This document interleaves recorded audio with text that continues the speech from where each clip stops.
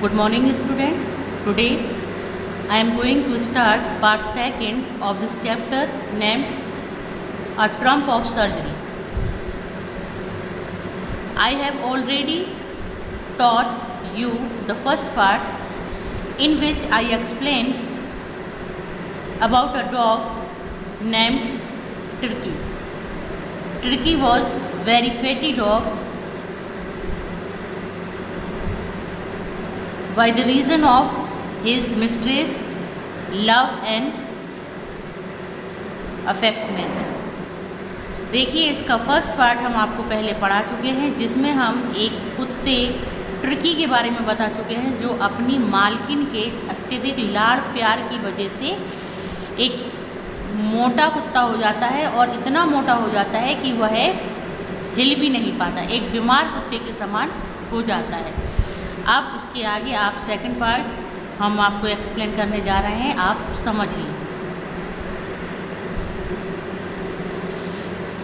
At the surgery, the household dogs surged round me. Turkey looked down at the noisy pig with dull eyes, and when put down motionless on the carpet, the other dogs, after sniffing round him for a few seconds, decided he was an uninteresting object and ignored him.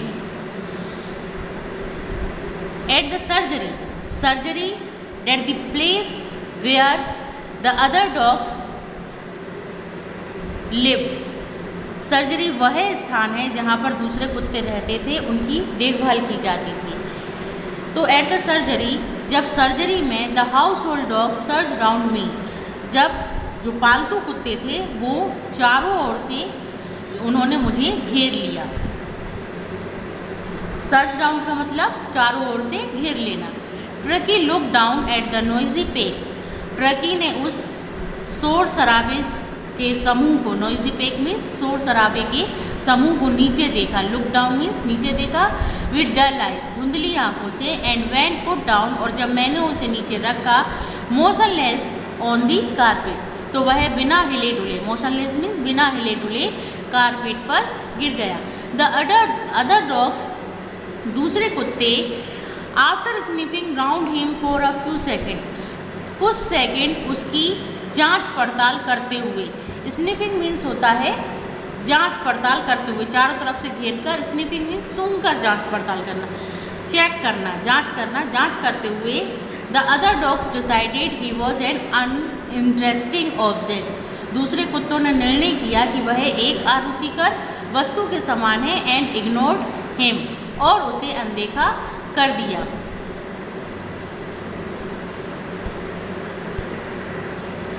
I made up a bed for him in a warm loose box next to the one where the other dogs slept.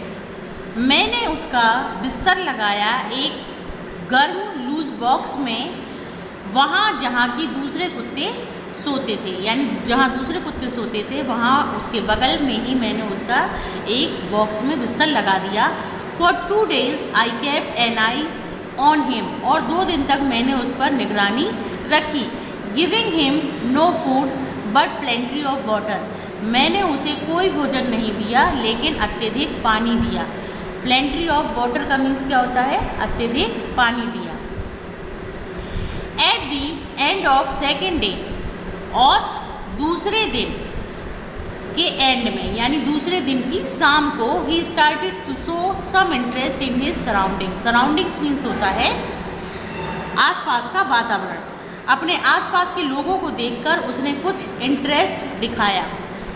On the third, तीसरे दिन he began to whimper when he heard the dogs in the yard, और तीसरे दिन वह भौंकने लगा जब उसने सुना the others dog in the yard, जब उसने आंगन में दूसरे कुत्तों को सुना तो वह भौंकने लगा। When I opened the door, जब मैंने दरवाज़ा खोला, Turkey trotted out and was immediately engulfed by Zoe the greyhound and his friend. Tricky, जब मैंने दरवाज़ा खोला तो ट्रिकी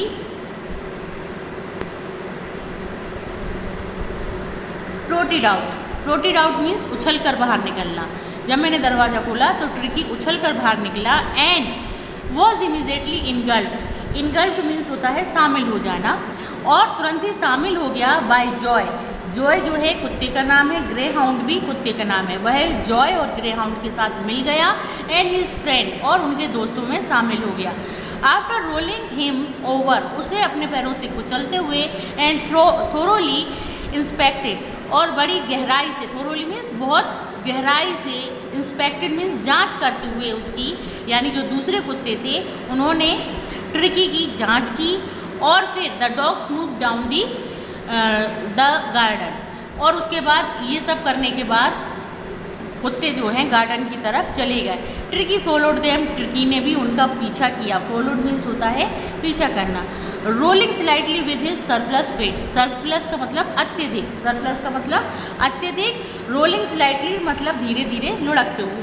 ट्रिकी ने भी धीरे धीरे लुढ़कते हुए अपने ओवर वेट के साथ उनका पीछा किया। लेटर डेट डे, उस दिन के बाद, I was present at feeding time, जब मैं खाने के समय उपस्थित था। आई वॉच्ड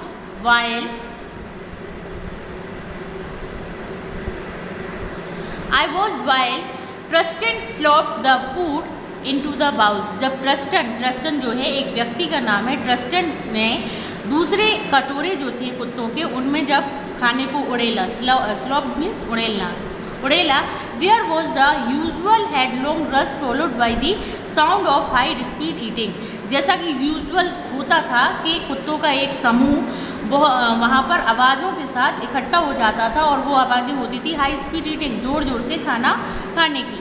तो एवरी डॉग न्यूज़, यानी प्रत्येक कुत्ता जानता था डैट कि if he fell behind the others, यदि वह दूसरों से पीछे रह जाता है, he was liable to have some competition for the last part of his meal, तो उसे अपने आखिरी भोजन के अपने भोजन के आखिरी पार्ट के लिए, यानी जो उसे लास्ट में मिलेगा उसके लिए उसे मशक्क़त करनी होगी। कॉम्पिटिशन मीन्स मतलब मेहनत करनी होगी, उसके लिए उसे लड़ना होगा।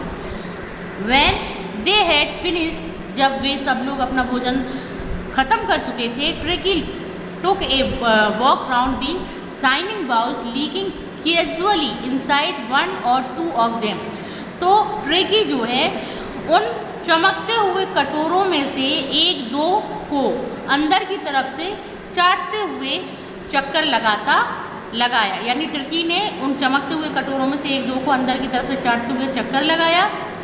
नेक्स्ट डे, अगले दिन, an extra bowl was put out for him, एक एक्स्ट्रा बाउल उसके लिए रखा गया। एंड आई वॉज प्लीज्ड, और मैं खुश था, टू सी, देख कर, हिम उसे, जोसलिंग हिज वे टूवर्ड्स इट, मैं उसे अपने भोजन के लिए लड़ते हुए, दूसरे कुत्तों के समान लड़ते हुए देखकर, जोसलिंग मीन्स जब कुत्ते खाते समय एक दूसरे को देखकर भौंकते हैं, इस तरह से देखकर मैं उसे खुश था। फ्रॉम देन ऑन, और उस दिन से, तब से, his progress was rapid, rapid means तेज़ी से, उसकी प्रोग्रेस तेज़ी से हुई, यानी उसके स्वास्थ्य में तेज़ी से सुधार हुआ।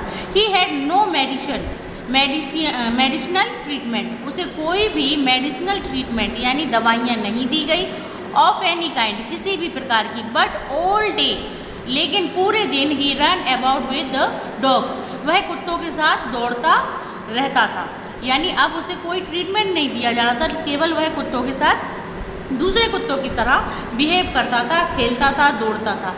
ज्वाइनिंग इन देयर फ्रेंडली स्क्रीमेजेस होते हैं झगड़े, स्क्रीमेजेस होते हैं झगड़े,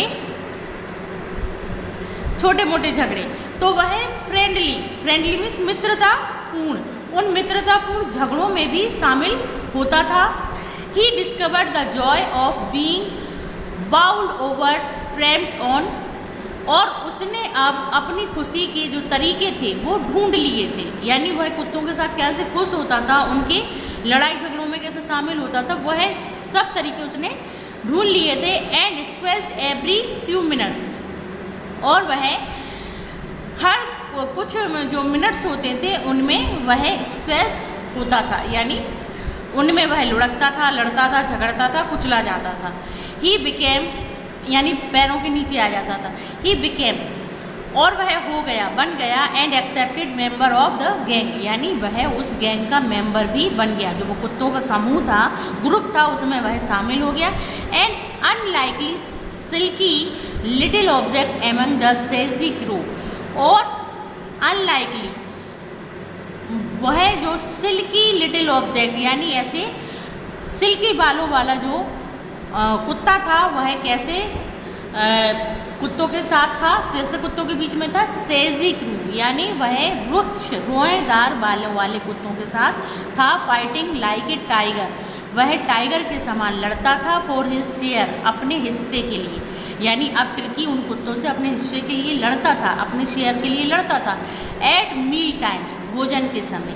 and hunting rats in the old hand house at night, और रात में जो पुराना मुर्गियों का जो हाउस था उसमें वह कुत्तों का शिकार करता था।